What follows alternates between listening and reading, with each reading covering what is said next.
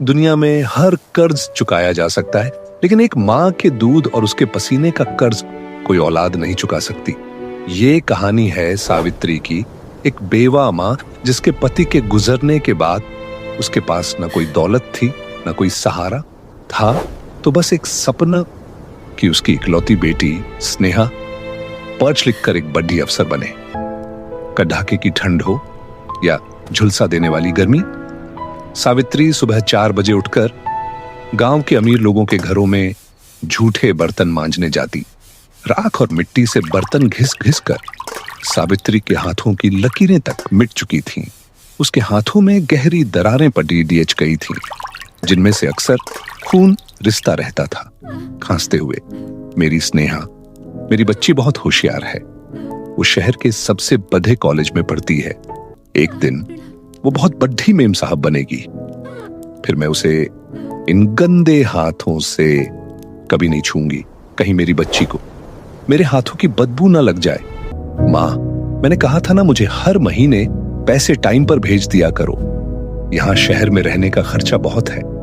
मेरे सारे दोस्तों के पास महंगे फोन और कपड़े हैं और तुम मुझे वहीं गिने चुने पैसे भेजती हो। मुझे अगले हफ्ते कॉलेज ट्रिप पर जाना है, मुझे 5,000 रुपये चाहिए। स्नेहा शहर की चकाचौंध में अपनी मां के उन फटे हुए हाथों को भूल चुकी थी। उसने कॉलेज में सबको बता रखा था कि वो एक बहुत अमीर खानदान से है। एक दिन सावित्री को अपनी बेटी की बहुत याद आई।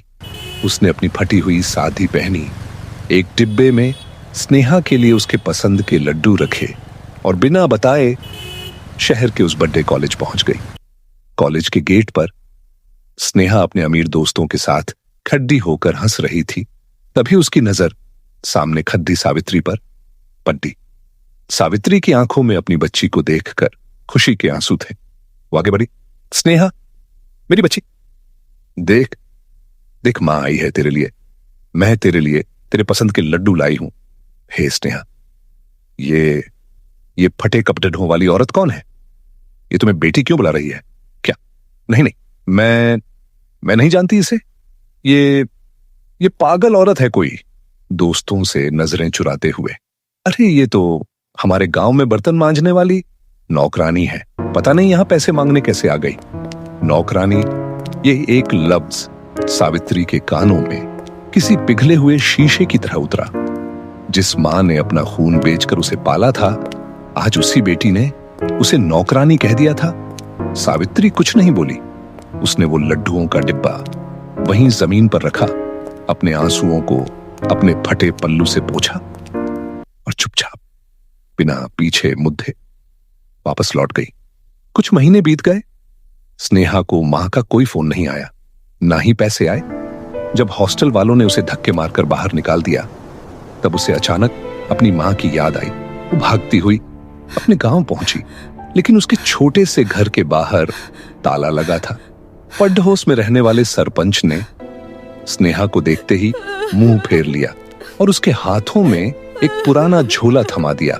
ले जा इसे, तेरी मां तो उस दिन शहर से लौटकर ऐसी बीमार पड़ थी कि फिर कभी बिस्तर से नहीं उठी। जाते जाते अपनी आखिरी निशानी, अपनी ये सोने की चुद्धियां इस झोले में छोड़ दी गई है, ताकि उसकी मेम साहिब बेटी को कोई तकलीफ ना हो। वो मर गई स्नेहा, तेरी नौकरानी मर गई। जोर से रोते हुए, नहीं मां, मुझे माफ कर दो मां, मैं अंधी हो गई थी मां। तुम्हारे उन फटे हुए हाथों ने मुझे रानी बनाकर रखा और मैंने तुम्हें, मां, एक बार वापस आ जाओ मां, प्लीज। मां, जब मां गुजर जाती है ना, तो वो अपने साथ हमारे घर की सारी बरकत और सारा सुकून ले जाती है। जिस मां के पैरों के नीचे जन्नत है, जो औलाद उस मां को रुलाती है, वो दुनिया में कभी खुश नहीं रह सकती।